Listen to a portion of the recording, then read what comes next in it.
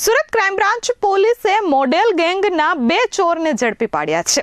આરોપીઓ મોડી રાત્રે અને દિવસે બંધ બંગલાની રેકી કરતા હતા અને ત્યારબાદ ચોરીની ઘટનાને અંજામ આપતા હતા।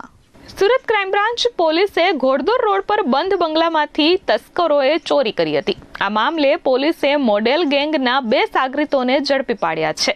ઘોડદોર રોડ પર આવેલ સુભાષનગરમાં 22 માર્ચે તસ્કરોએ દરવાજો તોડી સોના ચાંદીના દાગીના અને રોકડ રકમની ચોરી કરી હતી। આ મામલે ફરિયાદ નોંધાતા આરોપીઓની પોલીસે ધરપકડ કરી છે। પોલીસે લાલ દરવાજા વિસ્તારમાંથી મુખ્ય આરોપી રોહિત ઉર્ફે મોડેલ અને તેના સાગરીત કરણ ઉર્ફે કાળિયાને ઝડપી પાડ્યો છે। પકડાયેલ આરોપીઓ પાસેથી 1.69 લાખથી વધુનો મુદ્દામાલ રિકવર કરવામાં આવ્યો છે। પોલીસ તપાસમાં ખુલ્યું છે કે પકડાયેલા આરોપીઓ મોપેડ પર શહેરના પોશ વિસ્તારોમાં રેકી કરી બંધ બંગલાઓને નિશાન બનાવતા હતા। મુખ્ય આરોપી સહિત અગાઉ સુરતના વિવિધ પોલીસ મથકમાં 25થી વધુ ગુના નોંધાઈ ચૂક્યા છે। Bureau report S24 news Surat.